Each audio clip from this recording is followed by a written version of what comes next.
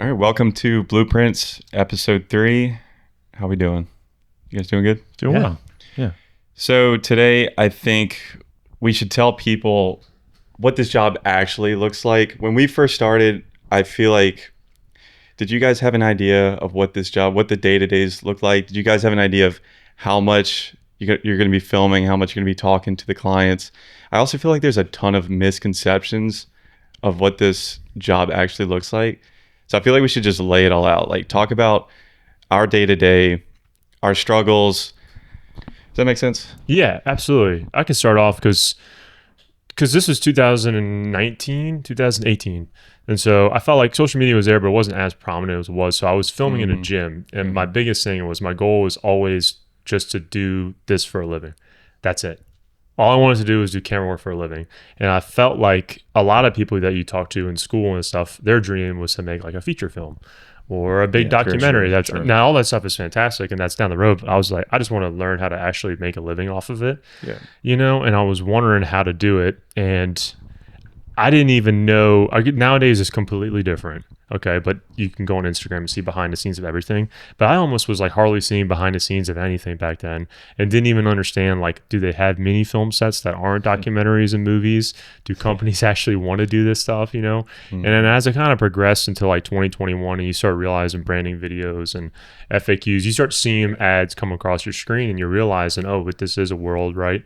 And I started PAing in New Orleans around the city. And then you kind of understand, oh, wow, this is like an elaborate. I used to joke because I was so dumb back then. We had like this like 10, 15,000 camera setup. Like, why don't we just hit record, dude? Like, do we really have to set up a fourth light?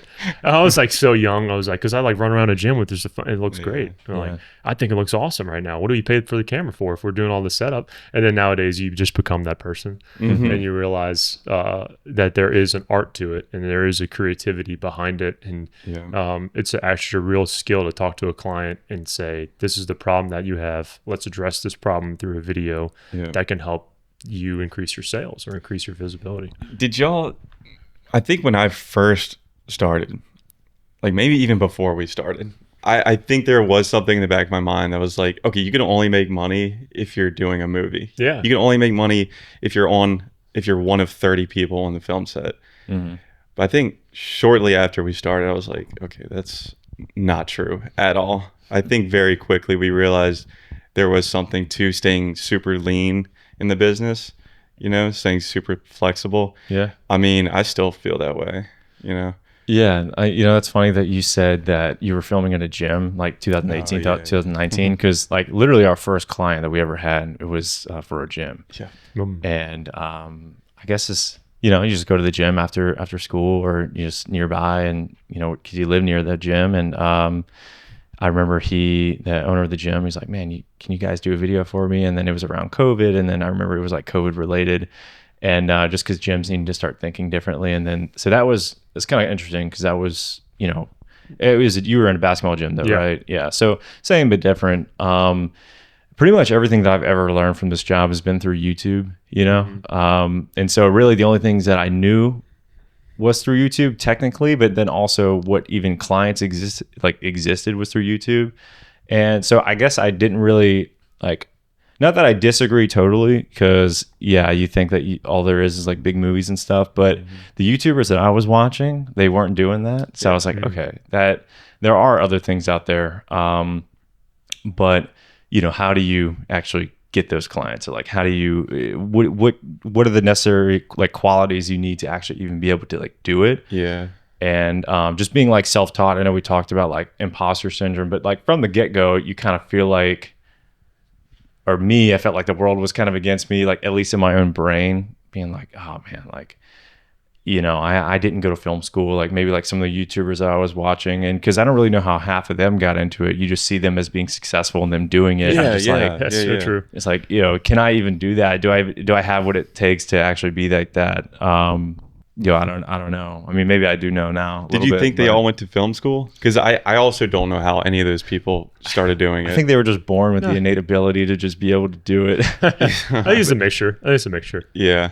I'm sure there's certain guys that definitely went, and there are other guys that maybe did a documentary and kind of did well with it, and that kind of sparked their career almost. And I feel like a lot of these people probably had like a mentor or somebody to kind of like, maybe they worked under somebody and then they kind of progressed. Like when we did it, we just jumped head like straight in, just like you would dive into a pool. Yeah. Had no way to teach me how to do anything except for YouTube. And like, I didn't even know what it was really like to be on set. I mean, we were on a few bigger sets when we were younger, only because of nepotism. You know, our mom worked at, you know, this job and she had this crew come out and then she was like, hey, my boys are interested in Sure, this, that, and the other. Yeah. Yeah. So we did do PAing for like, what, 2 or 3 commercials. And so, Yeah. I remember seeing them with the big camera. I guess the Yeah. big camera now is like the cameras that we're using probably to film this, you know, this podcast on, and like the big lights. And They were using Reds, actually, Red Komodos. I remember. Oh wow. Oh yeah, they were, weren't they? And you think like growing up, like, oh, Red is like, Dude, that's the camera. I remember he was like, yeah, this is a Red Komodo. I went, Wait, so it was a Komodo? So the small ones? small one, but it Oh, was wow. rigged out, you know. So Yeah, it yeah, looked fucking huge. Yeah. And I remember being like, dude, this is what they shot like Interstellar on. No. And it wasn't even that long ago. Like this was not. Now that Komodos long came ago out at all. like 2020 probably, or so 2018. Yeah, that something lines up like that. perfectly then with what we started. I've seen like the older one, the DSMC2, and those things are like, they're this big and they wheeze and they cough, wheeze. you know, and you're like, gosh, this is like epic. This is the epic dragon. You're like, wow, this epic dragon, pretty cool. You know, it's like whoever comes up with all these names is crazy. Yeah. Yeah, so I mean, like, you know, we weren't exposed to like too much stuff, and I always wish, like, man, I wonder if things would be, you know, would we have gone down a different avenue if we did have a mentor, like somebody that you can look up to, or ask questions directly. And I think that's actually a big reason why we even started this podcast in the first place, is because like a lot of people, they don't have. It's just like us, like we had each other, and I'll give it that helped a lot. You know, I know you do this solo a lot of the times, and like, you know, that's tough. I know that it is. So yeah, it's just interesting. It's kind of like full circle, almost like we're giving back in a way. I think it's interesting, and not a lot of YouTubers. And one reason why we want to start this in the first place is we kind of are in a smaller market. So you live like in a across the longest bridge in the world from New Orleans. So I think in that sense, I think it's important to note that you're outside of a big city, and a big city obviously is going to have a lot more Fortune 500 companies that probably have already been doing video with those crews years ago, right? And since we're in kind of what you call suburbs, right?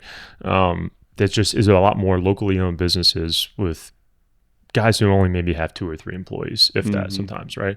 And so we're almost kind of pioneers of this area. And there's a few other people as well. But on that cusp coming out of COVID, that it's like, man, I think my business might need a little something, you know, like a gym. It needs a good workout video, get people in. And then it kind of transitions to business, right? And then you're like, well, who's going to pay the bills? Is it going to be a gym or is it going to be a business? Probably a business. And then you kind of have to learn, how do you talk to clients, right? How do I convince this guy that video is what they need? A lot of times he might come to you and say, all right, I had this idea for a video. Yeah. Can you help me out with it? And that happens a lot of times, right? You're kind of just, well, you know, this is a great idea. I think we should do this, and you can make that idea even better. And I think that's important to say, because a lot of people, even on YouTube and stuff, they might be in Toronto or they might be in LA, where that kind of already exists, and we're kind of like making it on the cusp of it coming up. You know, like a branding video in 2020 was, what do we do? We're interviewing people, and then we're doing, what's B-roll, you know? And I think obviously all this stuff is now like standardized. I think it kind of exploded, but that pivoting of, okay, this is kind of what a trend is. How do I tell my client this? And then it became more of a struggle of, what exactly do I tell my client, or how exactly do I pitch them? And I think that's something with a mentor, you don't have that, because you feel like you're in a new sphere, you know? Yeah. So this isn't totally on topic, but you totally made me think about this. You know, you start seeing trends, you start, like, social media is a big catalyst, I think, for the entire industry. All these new people, like in 2020, you could probably count on your hand how many people around here were actually filming. Now it's a lot more. Maybe not everybody's at like the same level. There's still people new getting in every day. Like, I bet if you go to high school now, like if you go to senior class, there's probably so many more people that are interested in cameras, whether they see like streamers, sports games. Like it's totally different now, and it's not even been that much time. Like, we all graduated. Well, we graduated in 2016 from high school, and you graduated 2015. Like, when you look at it, it's not that long ago, but a lot has changed, and I think social media is a huge catalyst for it. But you had said, like, you start seeing these trends, and then you start telling your clients, like, how do I tell my clients this is what you need? Man, I struggle with that, because at what point do you start almost becoming more like a social media marketer and then not a traditional like film? But we're not also trying to be traditional film. We're like this weird in between, like this space that like I feel like we wake up every day and have to solve this new problem that like Reddit hasn't solved for you like 10 years ago. You know, it's really hard because we're definitely a hybrid. Yeah, because we don't run with a huge crew. We have to keep it lean, but we have to make that work. Like, yeah, it's really hard. If you have anything to add to that, but I was going to say, like, I think people would love to hear about our first client, everything about our first client. How did we even, first of all, how did we get the client? Yeah. And then what specifically did the shoot look like? Yeah. So I would say, well, I guess now I went full time after I graduated college in 2021. So it's been 5 years full time. But like I said, I started in 2018, so 6, 7. Yeah. I will say, when I was first starting those first few clients, there are people that had ideas. Okay, hey dude, I had this idea. I need to, I need to tell a bank that I need to try to get, I'm a real estate guy. I need to try to pitch to all these lenders and stuff like this, what I'm actually doing, what my business is about. I need, this, I'm doing a medical education company, and I just need something really, really simple filmed on this patient, this little case study. So almost like these little simple stuff, right? Can you help me out with it? So it was almost, and it takes you, even though you think that you know right away, you really don't. Like probably 3 or 4 years in, and now you kind of, not that you didn't know in the first 3 years, but you definitely kind of know this is what works. This in your area for your business is probably what we should do, right? Or what is something that can make you last forever, right? What is an asset that if you tell people who you are, what you do, and why you're different than all of your competition, that is a video that's going to be good for 5 years. That's true. Right?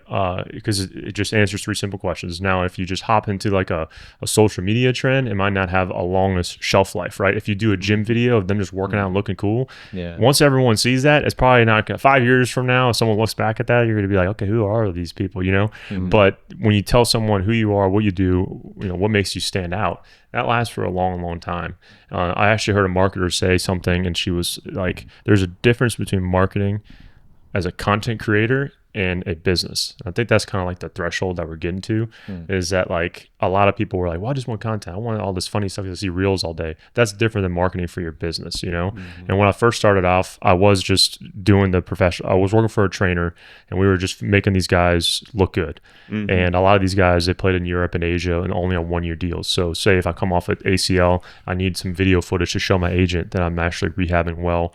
I'm doing all this more shot off the dribble, all these things that can bring more value to a team, like that can give me a new contract, right? I never even thought about that. Because especially for guys like, I'll put in an example, like if you're, say, a college, right? You're a small forward in college, but you really have the skills of a guard. You go to a school like Southeastern, you're not being used correctly, right? But you have a ton of ball skills. So then in the off season, if you really train hard and you have a video footage of this guy going off pick and rolls, making all the right reads, a European team could be like, man, he could almost be a point guard for us, and he's big. He's almost the size of a small forward. We could pay him a lot of money. But that video footage is crucial because it's kind of like, oh man, we have his game tape, but look at him now, dude. His reads off the ball are incredible. He can make for $4,000 or $5,000 a month or whatever it is. So that was like my first experience. But then my first business experience, it was marketing as a business, kind of going back to what I was talking about. I know I'm long-winded here, but I think trying to find ways to use the video to function inside of your business was the only way I thought. And I wasn't thinking about running ads. I wasn't thinking about boosting. I was just thinking, what is something to give you that can last a long time? How did you get that knowledge of what? Because I mean, you seem very versed in like, how did you learn that? So I guess, the first guy I started with, one of the first guys, he's like a very successful real estate company. He has like $80 or $90 million in real estate. And I was like, why in the hell are you choosing me? I just have like a backpack and a DSLR, and I don't even have a light yet. I'm PAing, so I'm learning, but I'm like, he's like, yeah, but I like your work ethic and stuff. I think I like who you are as a person. And often you think people will actually do work with you if they trust you as a person. And it's like, whenever you're looking to buy a business, you always say, do I trust the entrepreneur more than the business plan? You usually go with the entrepreneur because this guy isn't going to let the ship sail off. And I still disagreed. I was like, I think you should hire someone else more professional. But anyway, and so he was the one that would kind of tell me a little bit about that. But then you kind of just talk to people and you get their opinions and you kind of formulate your own. And it just kind of, you realize, well, what would I want to do? A lot of times that's what it comes down to is when you talk about creative art, like I read Rick Rubin's book, right? He's like the #1 music producer that's ever lived. And his biggest quote is, I only tell people what I like to hear. It might be wrong or it might be right. But if you think, in my opinion, I think, oh yeah, dude, I don't really want to make you something unless it has a good, fruitful thing. Like if you have a exceptional learners program, you're trying to raise money for dyslexia kids at your school, I think we should make a video about that because that could be good forever and it can make you guys money and help you fundraise for a good cause. But if you just want me to do like a TikTok dance with you in the hallway, like I'm not going to do that, because I just don't think that's right. But I think the other one is both good for both sides, So I think it comes down to what you would like to buy. Like if you're a consumer, what would I like to see in the product, Yeah, that's interesting because like a lot of times, I'm wondering, sorry, there's a ghost over there. Yeah. Sometimes I'm wondering, like why would somebody choose somebody or why would they go with us? Why would they go with somebody else? And then I always try to do this. I think about it from like a perspective to where, okay, let's say I'm hiring a video company. What do I want? Oh, I want to get to know the guys or the girls that are involved in it. Are they cool? Are they like, they kind of get my style? Do we have like similar interests? So it is down to the people. And I know you kind of said a little bit about that, but like I totally agree. And like, I guess before I get too off topic, like our first client, it was a gym, and how I got it was I just worked out at the gym, and then I had like, actually, I think the way that he even knew that I knew how to use a camera was because my wife, we would do like, I did like a workout video for her. I think that's what it was, and we just did it for fun. And then she posted it, and obviously and she worked at the gym at one point too. It's like it's all related. And he saw that naturally just because following each other on social media, and he's like, "Oh, Andrew, you got a camera? Like, what are we doing, man? Like, we got to do something about this." And then, but it was a weird shoot. The product was okay for the time. I mean, looking back at it, I could obviously, there's a lot of things I would change, but first video, first like paying client. It wasn't my first video I ever made, but it's the first thing I ever got paid for. And that's definitely like a big difference there. And it was talking about how they were doing the gym, like working, I guess like at remote, because people weren't able to come to the gym, so they needed to do. Yeah. I'm not gonna lie, I forgot about this. I was thinking about the other one. No, that was because we did two. Because we did one when they were open again, and then people were able to start coming back in. Whoa. But no, that one, it was weird because we went to their house and like they were doing these Zoom calls, like I guess Zoom coaching, which is a great idea. Like get people to still be active over Zoom, and you're thinking like, how do I make this even interesting? Like he's just talking to somebody on Zoom. What do I even film? Like what do you do? So I guess like my YouTube people could only teach me so much, and at one point you just have to kind of do it for yourself and then just start doing it. And I just remember you find some catchy music and just film them talking in front of the camera, like for their own camera, like doing Zoom, and then just like titles. And we still use titles to help us with a lot now, even like with more documentary stuff. If you can't find a way to like fit something in totally into the story, just put like a video, like a picture on it, or like a video clip, and then just have a title, and that kind of helps with that story. So I remember we did that, and that was super good feeling. I don't know if you want to, I think you said in episode 1 or 2, you got paid $50 to do the first one. Say, that was my rate for a long time. Can we disclose how much I think it was 120. 120 for the video. Yeah. So I would film like an hour workout and then edit it. And that'd be like $50. But in context, my day job, I was making like $8.25 an hour. So I even thought $25 an hour to shoot, $25 an hour. Right. To edit. Exactly. I'm freaking Elon over here charging these prices that are really high. And then you realize like 3 years later, like the money just doesn't go very far. No, it really doesn't. Yeah. Jumping around a little bit, but okay, so we realize now that it's not necessarily like you're charging for the value that you bring, like, but you're also charging for the product that you're giving them too. I still find it difficult. I still think the hardest part about any of part of this job is quoting, is charging somebody a proper amount. And yeah, we have our day rate, and we have our half day rate, and I believe you have the same thing.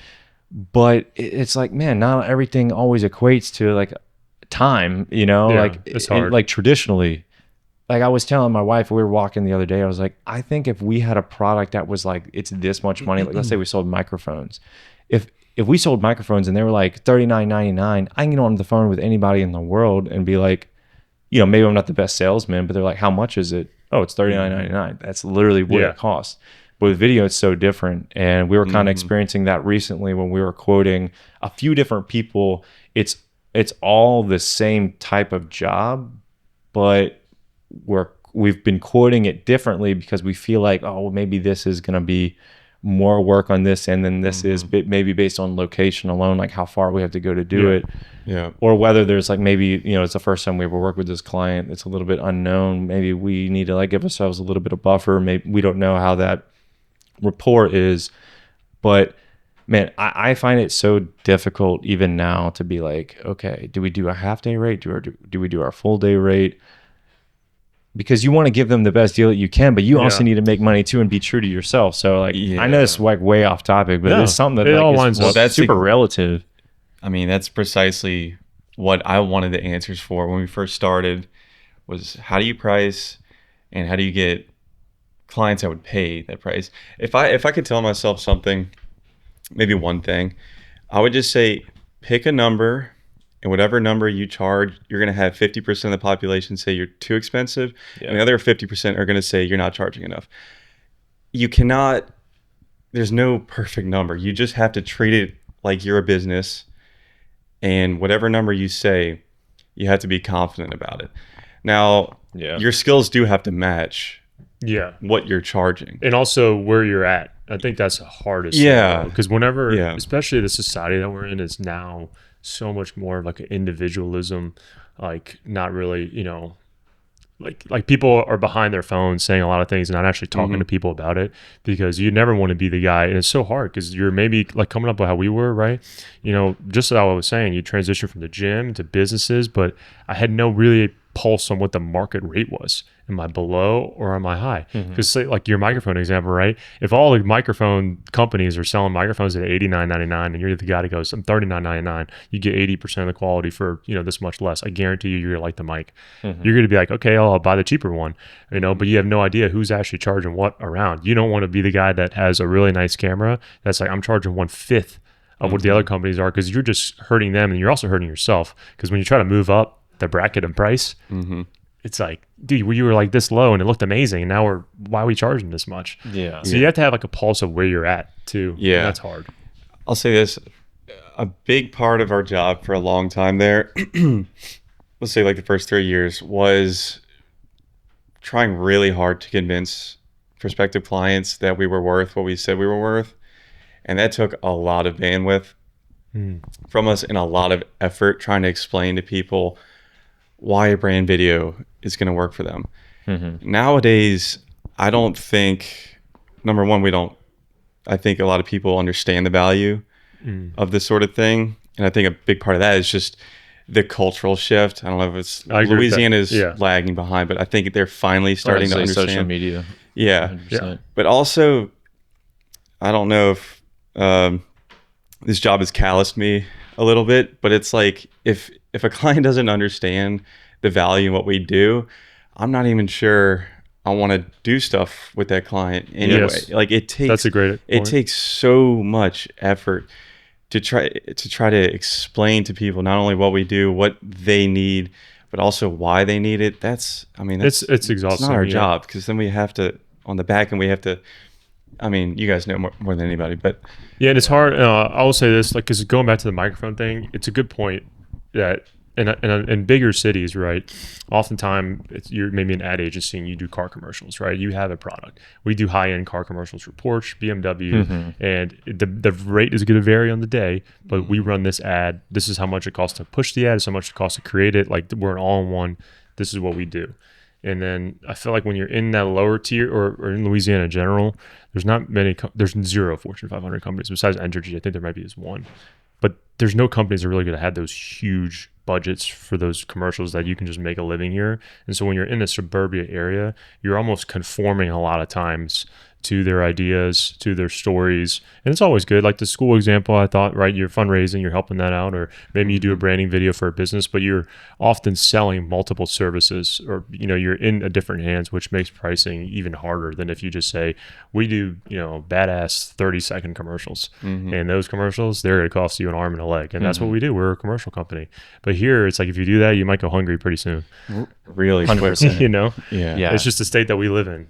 Yeah, you have to be flexible, but it's like you have to be flexible, but yet stern. It is so challenging. Like we're still extremely challenging. like we're still trying to traverse it. And like, man, one thing that I hate to hear, but I don't know if I hate to hear. Maybe that's probably not the best word to use. Is, oh, I just need a social media video.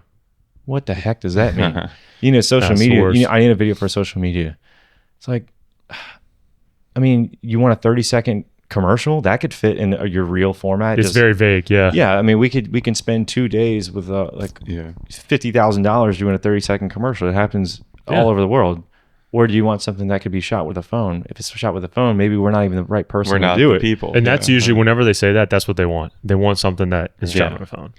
And You so know? then you kind of like you sell yourself out of doing that job. So then do you put in the extra effort and be like, well, I can do a social media video for you, and it's not going to be a big budget commercial. It'll be better than a phone. And like that's kind of where we live. But how do you go about charging for that to not scare them? And not every client is going to be scared of the price. I mean, there's, you know, every client's different. Yeah. But I guess it's all really relative because we're kind of going through that right now. Yeah. And like like you say, oh, I want a 30-second video talking about myself.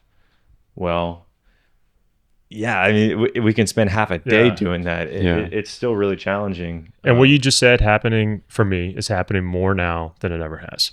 Yeah. Almost all, like it feels like most of the inquiries are turning into that. Yeah. Maybe I said most of the inquiries, but a lot of times it is that. And then you tell them, look, I'm just going to be honest with you. I think you should hire a social media company, because remember we talked about the difference, like marketing as a social media or content creator in a business. You often want stuff that is, hey, this is what we do. Can we have like interesting graphics, like these YouTube guys, you know, with like cars crashing in the background and funny little clips inside? And you realize that it's going to take so much time editing. It's not going to be a good client. And then you tell them, I think it's in your best interest to go in this direction. There's a lot of other companies that do phone content that are great. But then you like, okay, how many more meetings am I going to have like this without charging? Because, you know, I always like to say, and lawyers do this too, like a free and confidential consultation. Yeah. You do like a free meeting, and then you're like, I'm turning into a consultant now. And I'm like, That's so crazy you're saying We that. can relate so hard to that.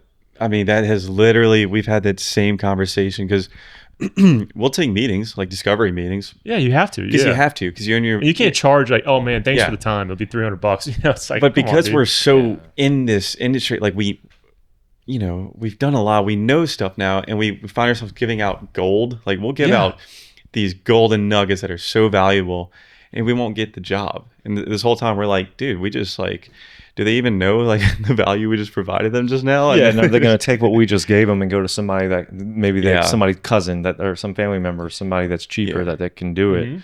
And so, you know, we actually have like talked to our family about this because like I guess our dad owns his own business, and then our mom was like, you know, in the corporate like world. So we had kind of two very interesting perspectives.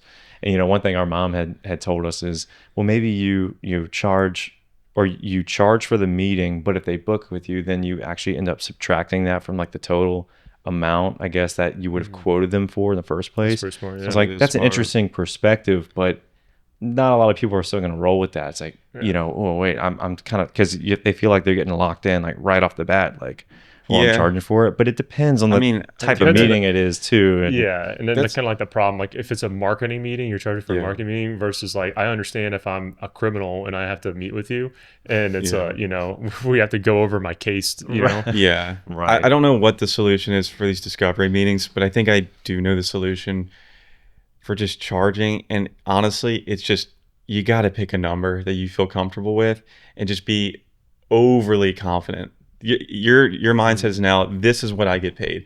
I mean, how do you explain people that get top shelf vodka that costs $40 more? It's like, you can't. They taste the same, right? Like, if you think they taste different, you're Not Somebody vodka, out but there's there some is gonna tequila that's disagree. really good. And, Okay, the top yeah. shelf tequila But is it's nice. like, the point is people will buy, You're right though. Yes, people will buy extra for. you know, expect if some of if the you results. position yourself, you're the top of the line brand video. If they want a brand story, I want the top of the line brand story. That's these guys. They're charging more for it, but they're positioning themselves as the top of the line. You're gonna get people. But the issue is it's positioning yourself as an expert like that takes years. Right. And the skills. yeah. How do they find you more consistently? Yeah. I mean, it takes a long time. Yeah. And that confidence. I mean, I wish I could be delusional like some people, but the confidence, it's, you know, like it takes years for us to be like, okay, now we could start Yeah. charging this, and I feel comfortable. And it takes charging like certain kind of brands, and I think that's a big like you can Yeah. only the value is based off of the problem, and that's just the unfortunate part about it is like when you're trying to pitch someone, hey man, this is for your business, it's gonna do well, it's gonna make you money. Then if you take it like a wedding, you only get married once. You want to have someone that's pretty top of the line to do it. Yeah. Hey, dude, this could cost you, say I know some photographers would be like, no, $10,000. If you go to a business and say we want to shoot branding photos for 8 hours, dude, and you say it's gonna be $8,000, they're gonna be like, no, dude, no. They're gonna hire someone that's less because they think that their problem isn't worth that much. But a wedding, it's like, I think we have to. We have so much going on. We invested so much money. We should get That's it true. documented well. And it's sometimes when it's like, or if it's like a fundraising thing, right? We're doing this huge for a university. LSU is trying to fundraise money for their engineering program, right? The video, we want to spend a lot on the video so we can push and get more outreach because our problem is high. But oftentimes when you're trying to make a living, those opportunities aren't just around all the time. And so Yeah. you go down to like the local law firm and it's like, yeah, this is a pretty big problem for me, but like, I only have my marketing budget's a lot thin and my problem is not as high. Maybe it'll only be 3,000 now. For you, you're like, oh, $3,000 that pays for my mortgage. I have to take the job. So it's tough. It's a really hard dilemma that we're living in. I right will now. say all this goes out the window the moment you have to pay bills and you have to Yeah. go work. Like Yeah. it literally all It goes is. out the window. You can't just keep Everything I saying just no said. and hope for 20,000. That's the biggest thing. Like, do you just keep the dilemma is do you just keep saying no and you get the $20,000 job, or do you just almost keep yourself busy with like $3,000 to $5,000 jobs, and then you're probably more happier because you're not waiting on the next gigantic check. Yeah. But then it's how like the scalability and you run all the problems. It's Yeah. a mess. It's a messy kind of like industry I heard that this we're in right advice now. a long time. Where I got all my creative knowledge from was this YouTube channel called The Future. They're primarily like a graphic design YouTube channel, but they have very sound business advice. And one guy came on and he said, do the jobs that pay you less. Do them because you have to. You don't want to leave money on the table. Just don't advertise that you do them. Yeah. That's not the stuff That's you're not- going to put on your website. You're going to put your best work on the website. When somebody says how much did that cost, you're going to say it cost me $7,000. Like Yeah. it's, Yeah. but then That's if somebody, good advice. Yeah, Yeah, if it somebody is. comes It along, is. it's like, can I give you $600 for a couple hours? It's like you're not going to say no to that. Like, do it. Like we live in the world. We have bills to pay. Mhm. Do it. Just don't advertise you do it. Yeah, it's kind of relative to what we were talking about episode 1 as well about free work and not. I don't like free work. I just want to get that out there. Like I remember listening to that first episode. I'm like, Yeah. I had devil's advocate. Yeah, sometimes you might have to do it, but like doesn't mean I like it. So I just want to like make sure that's like loud and clear. Yeah, growing pains. Yeah. Don't email us asking for free work unless like you're the coolest person in the entire world, and maybe we'll think about it. But I guess basically it just all boils down to like, yeah, you have to pay the bills, take the lower paying jobs, but like try to have fun or try to make yourself enjoy it, or like spin it in a way that like you're definitely going to enjoy it somehow. Yeah. Because otherwise you're just going to keep getting burnt out and you're just going to keep Yeah. taking lower paying jobs. And you're just gonna be like, this sucks. Like I what don't you wanna do said, this spin anymore. it in a way that makes it fun. That's the most important piece of advice. I think we take on a project, people will have a simple idea and you say, I know you have this and this is what I think would make it better and this is what I recommend we do, and make that something that's more fun. Or maybe it's even something like, look, we want to make this look really good. We're gonna have to rent like a nice lens and we can use this for a portfolio piece that you can advertise later. But doing that is going to make them more comfortable, because then they're like, oh, this guy's an expert, he's telling me this is what we should do. It's gonna cost a little bit more, and it's gonna that's a bad example, but it's just that is the way that you keep clients, is because you're almost giving them your expert advice. This is what I think will be better, and then you're doing something that you're, another B-roll shot or this opening shot on the dolly that's pushing in. That's what I like to do, and you're gonna have fun doing that shot, and it's gonna look better for them. And you have your fingerprint on it. You took a simple idea and you translate it to concrete things that can make it more enjoyable for you. I mean, that's huge. It's huge. I was gonna say, can we talk about specifically like the process? So if somebody calls Andrew, hey, I want a video. Can you take us from point A to Z here? Yeah, Andrew, sure. I have this toothpaste company, and I need this toothpaste to look good. Okay. Tell me. What's your budget? And then you say, I don't have one. And then I say, I don't have one. I don't know how to price Crest anything. toothpaste is killing us. Say, I don't know how to price anything for you. Go to somebody else. I'm the worst at this job. You need an And then iPhone see- filter. Come on, dude. This toothpaste is antibiotic free, BPA free. It's like we're in the Wolf of Wall Street, like selling something. Show me so this. funny. But no, realistically, okay, you get an inquiry. First thing you're going to do is just have a conversation with them because that's the only thing that you can do at that And point. we call this discovery call. Like Yeah. this is just, we know nothing about you. You know nothing about us. This is us just getting to know each other.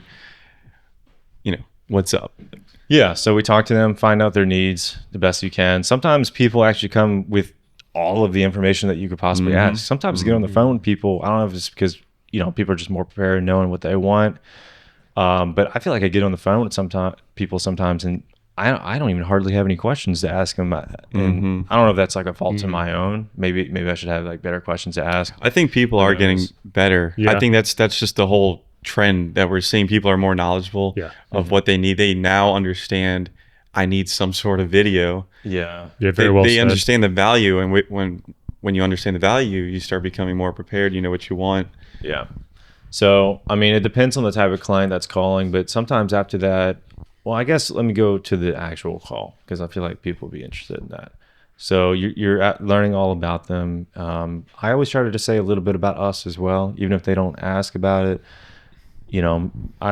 Just to kind of let them know that I'm human, like I'm a person. I have interests. You just say that I do this with my brother, and we've been doing this for so and so long. And Sales 101, people will still buy from people. Yeah, like that's you gotta build rapport. still a constant across all industries, and so we implement that like as much as we can. Yeah, and truthfully, like I really don't feel like I'm trying to sell them anything. Like genuinely, I just met this person. Obviously, I want their business. Of course, I want their business, and I want the job, and that's always in the back of my head. But I'm never just being like, oh, I can, like do this, and this, and this, and this. If they didn't even call about that, so just kind of like, it's like you're going down the river with them. Like you don't need to like go off into something that doesn't really matter. I mean, I do talk about ourselves, but it's not in vain. It's just telling them a little bit about us. And it's also, you're just seeing if this client's going to be a good fit for you. Yeah, that's kind of what I'm getting. You just say, yeah, we're Blue Dot Productions. Our strengths are this. This is what we do. People pay us to do this primarily. Right. We also do these things over here. And then depending on what they want, it will determine if we're a good fit for them. And I will say, to like interlace everything we talked about in the beginning till now, I think in the beginning we talked about what do you have to ask? What are these, clients like? And now when you fast forward from 2 years in to we're both like 6 years in, a lot more people will find you, and then they'll look at your website and your portfolio, and they kind of have a good idea that you guys can do the job, and that you guys do a phenomenal job with brands and local people that they know. And so they're almost like 80% sold when they pick up the phone, maybe even more. And it's also like now the most important is like the right questions to kind of ask them along the way. But like you said, they're coming so prepared now, and they probably already looked at your website that they think, okay, I know you guys do great, and man, you guys do awesome stuff. I just want to know how much is it going to cost, and just a little bit about you guys, But I wanted to say, like, you don't have to fight and sell people as much as like whenever you're first starting, Absolutely. Yeah. Not. I'm thinking about like an analogy, like, okay, you're going on the river with them in a raft, and then like everything's going good, like you guys are having fun, somebody's got a guitar, and then all of a sudden they ask, how much does it cost? Like, boom, you got your first hole in the raft. Like, what do you do? Water's like coming up. That's really funny. That's good. And I mean, now it's been a little easier to talk about price with them because we have like a day rate and a half day rate to kind of like base it off of, And a great portfolio to show. right? But yeah, like the full day and half day rate definitely help. Even if it's just like a confidence for yourself, just to like, boom, go out there, because maybe it doesn't take a half. Maybe it's only like an hour shoot. It's like, well, you want to give them like a baseline price to at least show them like kind of that you mean business. What it goes like, into, yeah. What this is what I do. So we usually say our half day and full day rates, and then kind of just go from there. And then sometimes they might get a little scared off by it, and then, or sometimes they might have more questions, and then you just continue the conversation. And I will say, before we say a price, we still ask them what their budget is. Yeah, always. try to do Ideally, that. you want to work with people that have marketing budget. Yeah, So those are usually the most competent people. They kind of know what's going on, and that's not us like trying to extort as much money as it is. But you got to understand, we run a business too. Yeah. If they give us a figure, we could scale up to that figure or scale down to that figure. That's just how we do things. And if they say, more times than not, they say, I had no idea how much this costs. Most times that's what. Most times they don't. 99.9. That's okay. Okay, we're gonna start at this number. Sometimes we give them a range. That's what I always do, actually, because Yeah. 99.9, I'm like, this is my time, man. What's that budget? And they're like, Yeah. what do you mean? I Your don't know what first this stuff hole. costs. And so I've honestly, like, almost out of, I don't know how many times I've called, but like I've gotten like 2 or 3 answers at a budget. And now oftentimes I listen to everything and I say, look, I'm just going to be honest. This is the ballpark that it's going to be around this range. And after we get off the phone call, I'll give you a detailed proposal that lines up everything. That's And great. if I they like that. balk at the ballpark, then you kind of know, Yeah. but it's hard. It's really, really hard. That's what we do too. Do you guys like to, or do you try to say a figure before you get off the phone? You normally give them that ballpark. I guess I kind of feel the conversation and just kind of that's see how it important. goes. But nowadays, yeah, I do. Yeah. I do. I really do. I think a year or two ago, I didn't. I almost was just talking and then would send them something afterwards. Yeah. But just nowadays, to not let them be so blindsided, I almost try to like fit that into like the middle of the conversation. And then the end is going to be like, well, I'm looking forward to this opportunity. I can't thank you enough for thinking about me. This is what I think about it and stuff. And so It's like but a you kinda compliment sandwich. put that in almost. you got to put that in the middle though. You don't want to drop it off at the end, and you don't want to just say it right up front. Sometimes it kind of just depends on the conversation though. So I agree. Range is a great idea to do. Maybe I'll even start incorporating that rather than just being so blunt about a half day and full day. I mean, it's got its moments. Just feel it out, just kind of like you said. Especially if like I kind of know it's going to be a full day or something that we do that kind of rinse and repeat. But one time, this was maybe like 3 years ago now, I gave somebody a range and they're like, why? Like, why would something be this much on the low end, or why would it be that much on the high end? I hate And that question. I did too. Yeah. And I kind of like, I don't even really remember exactly what I said, but I think it kind of caught me off guard almost. And like, I hate Just to hang even up. say that because it's like, I don't want to sound like unprofessional by any means. I think it's actually super professional that we're even talking about this in the first place, because once again, like, we're human just like everybody else. But like, what would be your answer? So I asked that. Easy. I would just be like, oh, the reason why is because I have to really take some time to think about how many days it's going to take to accomplish this. If we need an extra day of production, if we need another half day to really weigh out the editing and maybe give you guys like an A, B, and C option, which is maybe like a branding video A with 3 reels and then C is 5 reels. So kind of give you guys a range of deliverables, but also taking time to think about how much time it'll take to actually accomplish the job that you want. Yeah. I like that. That's good. I mean, can I just copy what you said? Yeah, dude. Yeah. I hate that question because, like, damn, is it my job to explain all the intricacies of the business that I run? Like, Yeah, it's like going to Yeah. a mechanic. you don't want to. Or a restaurant. Yeah. The funny thing is, like, going back to the mic example, you know, the Shure mic is $350. Why is yours so much cheaper? Well, we use this condenser filter, and this is Yeah. the factory in China that we get it from. Like, you never have to really defend yourself. I know. You just say buy it or Exactly. It's like Yeah. it's like It's number way one. easier, yeah. Number one, I know what I need to get paid. I've been doing this for so long. I run a business. If you run a business, you know you want to grow as a business. You don't want to get locked in. They're like, there's just so many intricacies to that question. It's a fair question. I don't hate anybody for asking it. Me neither. Yeah. But it's usually, now I'll say this, usually when they ask it, it's not like in good faith all the times. You know what I'm saying? yeah. It's yeah. like, well, this guy definitely was not. I'd say that. Right yeah. off the bat. Yeah. Now, if you're genuinely curious, I don't have an issue having a conversation with you. Yeah. But it's not all the time. It's just another method for them. I need it cheaper without them saying I need it cheaper, you know? Yeah. Yeah. And I get they run a business too. They're looking for value. That's why are we a good fit for each other? That's you why know? this whole conversation is even, Yeah. that is like Yeah. kind of what we're building up to. It's- Yeah. And if Yeah. somebody truly asked me that, I would keep it broad. Look, certain jobs require us to scale up. Sometimes we need PAs, sometimes we need rentals. Some jobs require us to scale down. Mhm. That's true. And hopefully they're happy with that answer. Yeah. And I guess, yeah, at that point, if they were like, oh, you said, oh, I need to think about how many days, like, okay, I just want 1 day. Like, okay, well, here's my day rate. Okay, And then so maybe I I'll guess be it like, can always, Closer to this. That's almost worse because they're not knowledgeable enough to know how long it's going to take. yes. Yeah, you know? yeah. You want to try to Yes. not like show all your cards at the same time. Yeah. It's often like if I'm trying to pay someone to put new flooring in your house, like, hey man, give me like on the phone right now a breakdown of how much materials and labor cost you. And you're like, I'm not gonna say that, dude. It's just, we usually average this much per square foot, Yeah. But like, Exactly. And then, like, at the end, like, it sounds corny, but it is an art. Like, they're still paying art like, is for the your hardest vision, thing. and they're paying. Huge. Like, that's what makes That's all of huge. this the hardest part yeah. to charge in the first place, because it is an art. It's your creativity that they're ultimately buying, and Yeah. at the end of the day. That's huge. And I do want to say this, dude. This is my biggest pet peeve. A lot of times, like mentors and everything are oftentimes business guys, right? Like pretty really successful business guys in multiple different fields. And the first thing that they'll ever say is, oh, dude, you need to just take everything that you possibly can take and you just send a bunch of minions to go film for you everywhere. And I think that's a bad advice. Okay. People might hate me for it. Maybe that is the quickest way to get wealth.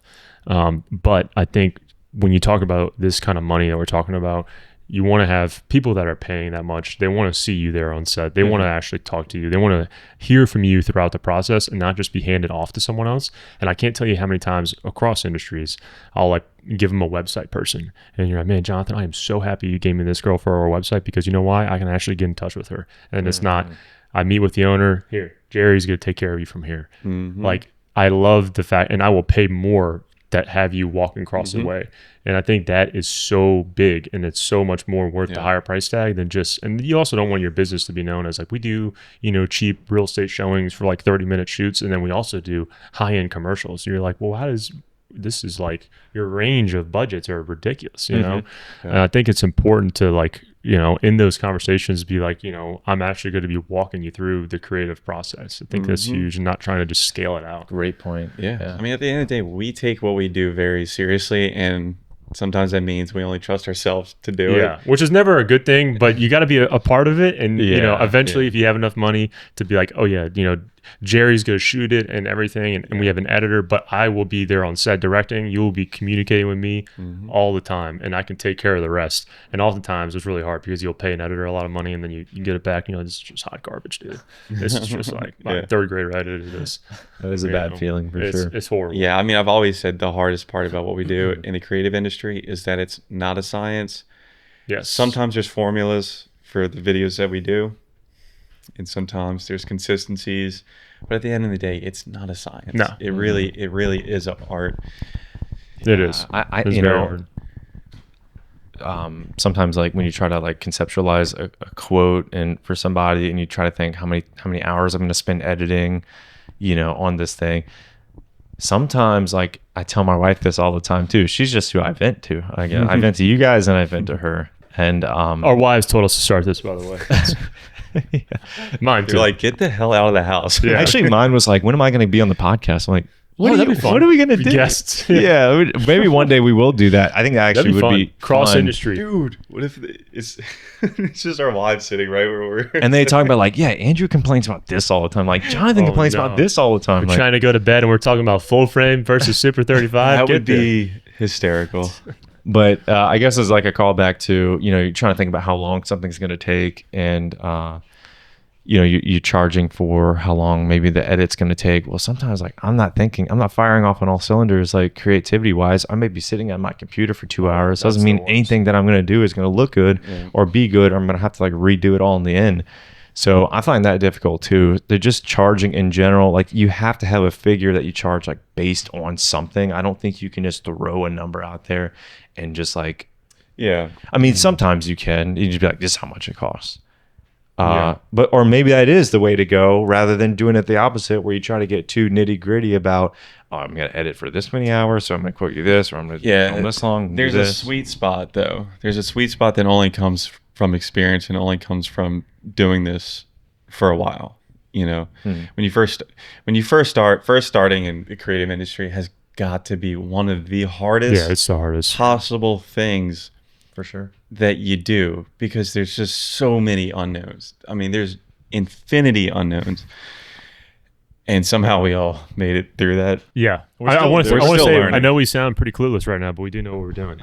yeah I think the biggest thing to factor, and I will say this, is when you do talk about your day rates, is number one, have a pulse of what everyone else is saying around you. Number two, realize how much it actually costs if you were to rent your equipment for a day. So you have to say, all this equipment is worth, I don't know, just throwing out a random number, like $500 value for one day. If I were to rent it from Lens Rentals, and let's say I take it 10% off for their, sailing and all that stuff, and then your labor, right? Your insurance that it takes, that it costs to make it, your time, and then you kind of, those 5 factors are what kind of pushes your day rate. Your market, your equipment, your labor, your experience, and then the time that it actually takes to produce it itself. If you're hiring someone else, you kind of got to put that in there too, right? How am I going to make money off of that? Now, you don't always list that off, but you can say that my day rate encompasses all of these things. That's fantastic advice. That is the way that you do it. But the thing is, like, the pulse of what your industry is also big, and then realizing how much your equipment worth, because nowadays equipment prices have fallen, but it's still really expensive. Dude, some of them have gone more. Like the FX6 is now $1,000 more. Right, and it's like my FX3 is still $4,000. So if I do a quick gym video for an hour filming people, hey man, I'm charging a little amount of money, but dude, your camera's $4,000, and also your taxes are going to be taken out, and you got to pay for that camera somehow, dude. If I use that camera for a day, I think it would cost like $150. Yeah. So just using the camera is worth $150, and then your time and your taxes and all that stuff. I mean, you have to think that when you're first starting out, you almost think like a 9-to-5 guy. Oh, nurses make $30 an hour. I'll charge $50 an hour. I make more than them. Yeah, but you're bringing all of this stuff, produce it out of nothing. And it's even harder when you start out, because your skills don't necessarily match. Yeah. So you got to put in a lot of work to get to a spot. You have to do a lot of sacrifice. You got to do a ton. You do, yeah. So I want to keep going. So, okay, discovery call. You give them some range of budget. They say, yeah, cool. Now, I think we're all on the same page. We send them a proposal afterwards.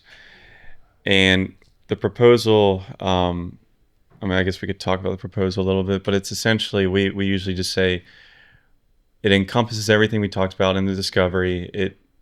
It lists the goal pretty clearly, so both parties know what they're getting into. This is the goal of on ours, the goal is on the top. It's like the first thing that they'll read. I mean, it's like cover page, but then like goal. And it's really just a signal for the client to know, oh, they were listening. They accurately understand what we're talking about. And then timeline, price, what they're expected to pay, blah blah blah blah blah. If they agree to the proposal, then we just move on to a contract. The contract just states exactly what we put in the proposal, and now both parties sign. And any advice to people that start this: you need contracts. If you don't know this already, you need them, because you need some sort of protection. Because when you first start out, you're going to find a lot of people that are going to try to take advantage of you. And in the beginning, when we, we've definitely done a few projects without contracts, like especially when we first started. And sometimes, somebody will hit you up like, oh, I need something tomorrow. Can you make something happen quick? And then it's like, at that point, feel it out. If you trust them, just take the calculated risk. I've trusted way too many times, dude.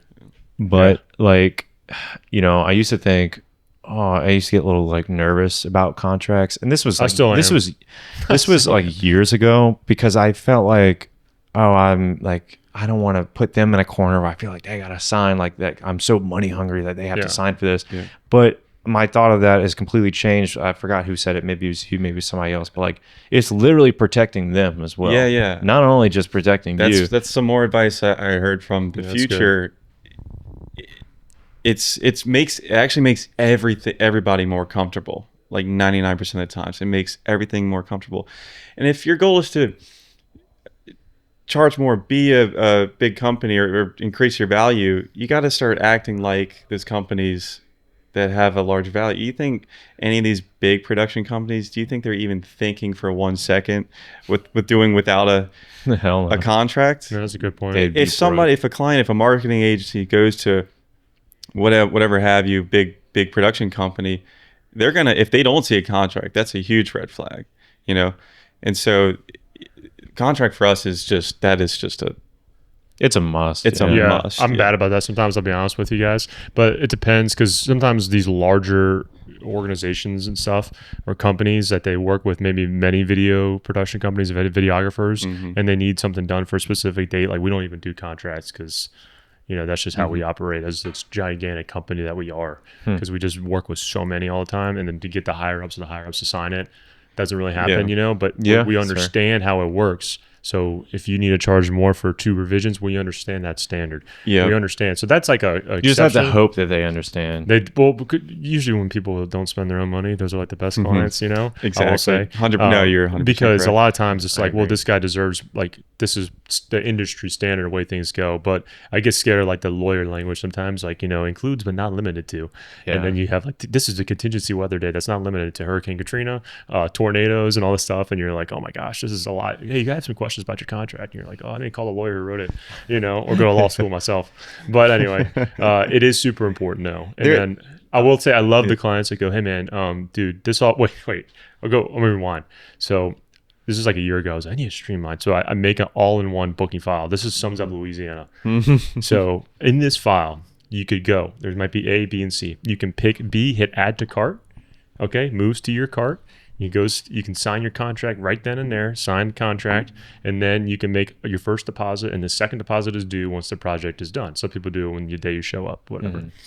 And that's how, so you have your proposal, your invoice, and your contract all in one. Every time I've sent this, hey dude, this looks good, man. This looks good. Let's do it. Awesome. Yeah, just go ahead and like add the card. Sorry, man, this looks really complicated. Can you just send me something that's like 3rd grade level? And then you're like, okay. So literally never has failed. Like every single time it's just like, yeah, just send me something that's just even more simpler than this. Yeah. Okay, so that's a word of advice as well. Make it as Make it easy as simple. possible Yeah. for somebody to sign. Well, in this Yeah. case, I thought that was the easiest way. Add to cart. I and bet buy it is but the it's easiest like, way. Maybe for somebody that's like people just hate understands. people hate change. I think Louisiana people don't like computers. Well, Oh yeah, I was talk, gonna- I was real gonna say, quick. talk about what you do. How we send off contracts. Dropbox. We just have a template. I upload it to Dropbox as a PDF, and Dropbox has a sign function. Yeah, like the DocuSign. E-sign, Yeah. yeah. Yeah, it's essentially that. And that's some more good advice. Make it as easy as possible for people to sign contracts, and as easy as possible for them to pay you, which, Yeah. I mean, you did set up. But Yeah. So it's funny. Whenever I do is I usually, so it's all in one file, and then I'll just take them and send them an invoice that's the same page as the, and it works. Never has failed. Everyone's like, oh, this makes total sense. And there's buy, never any questions. Oh, yeah. Interesting. It's so funny that you just can't add to the cart though and buy it. Yeah. I've done it like myself 100 times. I'm like, this is awesome. Yeah, I'm on Yeah. Amazon right now. That's awesome. And I'm on I was- Amazon right now. Add straight to cart, buy it immediately. I was gonna say there are some caveats with the contract stuff. One is if we get a 50% deposit, that's sort of Yeah. that's like a pseudo contract for us, but we only do it with people that we have rapport with. There's companies we've done work with like in the past where we definitely trust implicitly. So if they do need something ASAP, we don't have time to send over a contract, then it's okay. Those are sort of the Yeah. that's Yeah, the time Well, stipulations. I guess yeah. better way to say it is like always get a contract signed if you've never worked with this person before Yeah. ever and Yeah. and, like you don't know anything about them. 100% you should not be doing anything for Mm-hmm. this person unless they sign it. But yeah, you're right. There's even now like we have ongoing projects with like reoccurring clients that maybe we didn't actually get them to sign something like for this Yeah. specific job, but we've been working with them That's for like that's 2 actually years what I now. do now. Is that most of my jobs are actually people that I've already worked with, and any new people, it's like 100%. You have to Okay. do the contract. Yeah, so we're but like on the same most page. all people are recurring, and it's like I'll send it to them like, Jonathan, do I really have to read all this? I mean, can we just do that how we always do? It's like, okay, fine, you know. So Yeah. it And just they- and I don't know. I feel like it's probably 50-50. Some people probably totally agree with that, like out there, and then some people are like, no. oh yeah. I gotta get The them real signed advice is you every should single never do that. You know, you should always do a contract. But Yeah, like a lawyer. watching Louisiana this is, be like, I'm gonna yeah. take advantage of these guys. But yeah, yeah. I mean, I want good. to. The last thing though, I know we're going long, but the editing portion of charging, I actually like what you said about sometimes it's really hard to justify how many hours that it actually takes to edit, you know? And I was wondering like how you guys almost like go about pre-estimating how long it takes, because whenever I was first starting out, when I was a PA, okay, I would turn around. Well, first of all, I'm filming in the gym. I turn around at these videos like candy. You know, you just throw a little song on there, a little basketball highlights. It's very different editing from telling a story. Yeah. And then I remember I was on set one time, and this guy told me, he's like, a 2-minute video, man, that'd take like 8 or 10 hours. I was like, what? 8 or 10 hours? Dude, you're so slow. Like, there's no way you take 8 hours. He's like, I promise you. And nowadays, I can definitely attest to it takes a very long time to make something that's really, really good.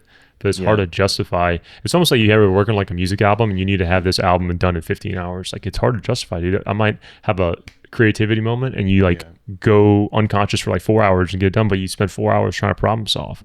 Yeah. And it's so hard to really be an editor, you know? And there's all the editing that happens in your brain when you're not actually working on it too. Like all the ideas that you have to think about. Like when we were doing our feature films, dude, it was like totally encompassed my brain. I mean, like my brain was only thinking about the edit for like for 2-3 months. Like I have dreams about it. Like literally be thinking about the film in your dreams, so you can't even. Oh, yeah. Wait, you're gonna tell a story. So I'm going to bed the other night, Friday, and I've been editing all day long. And I'm like, close my eyes, and I see the little Da Vinci timeline. And I was like, Angela, wake up. I was like, Andrew told me that whenever you go to bed and you see the Da Vinci timeline, it means that you went too far. So I gotta take the morning. That happened to me at the blog in San Francisco. That literally happened to me the last night. I remember, dude, I was trying to fall asleep, and I saw the little mouse playhead. Like, the guy who almost died told me that I have to stop now. Oh, that's like overdosing. That's like it's like the limit right there.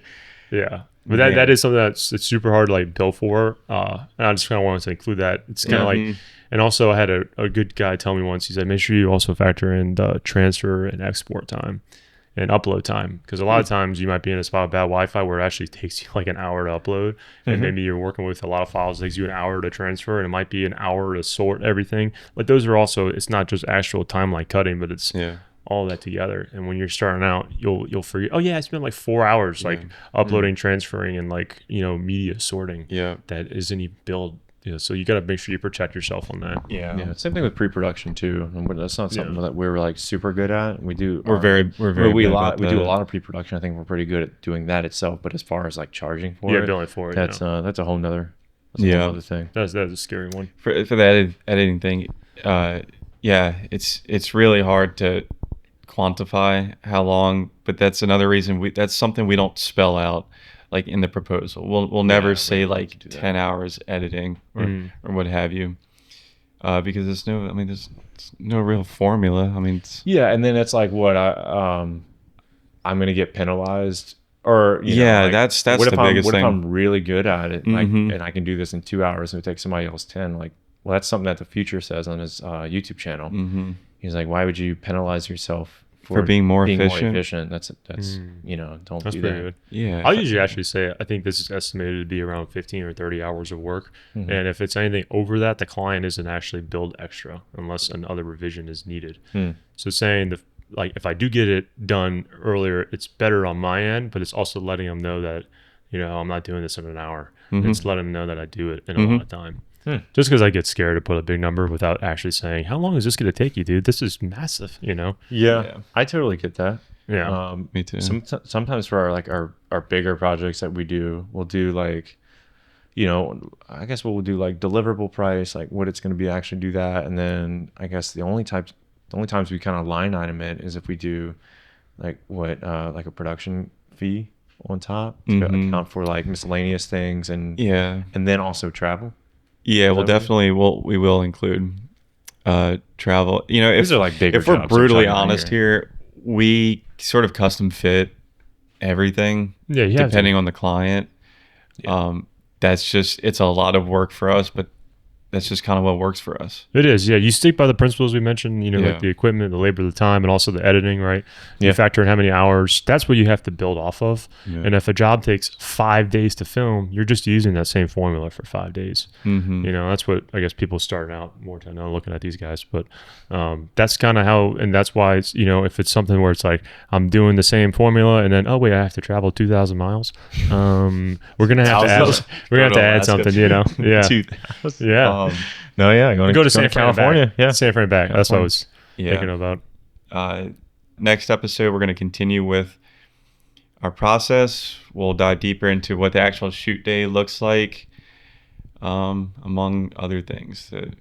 We have a bunch of topics. Yeah. We talk about some gear. We haven't even talked about what we film with, our brand loyalties, where those Yeah. lie, what we edit with. I think that's really important too. Yeah, Yeah, I just we say, could have a whole episode on like we are passionate about trying to help people that are just starting out, and that's a big reason why. I know we said this in episode 1, but we feel like when you're starting out, you only listen to the experts that have 20 years of experience that are almost trying to sell you something, and we Yeah. want to just let people know that like we're in the thick of it, kind of struggling through it. I mean, use the word struggling, but you're kind of discerning what maybe am I doing this right? Should I change the way I do things like a Yeah. normal business owner is? We're in the right? middle of seeing what works and what doesn't work. Yeah. And That's a good way to put it. we hate pushy salesmen, and we will do everything in our power not to be those guys. Yes. For now, But we all have we'll see how long we That's last. right. Until Andrew comes up with a nice LUT package, and then we'll. Yeah, exactly. Oh, it'd be trash, I'm sure. So we have 6 years of experience. Once we hit 9, everything is going to be for money. yeah. Everything's going to be for money. Next week, Once actually. we once we see double-digit episodes on Spotify, oh yeah, then we're the pros at that point. We can just The moment we hit 10. Yeah. double-digit episodes, not view count, not view count. That is so funny. All right. Thanks for watching. As always, if you have any questions or suggestions, just put them in the Instagram comments, and Ask us some damn questions. we'll talk about it. Catch y'all on the next one. Peace.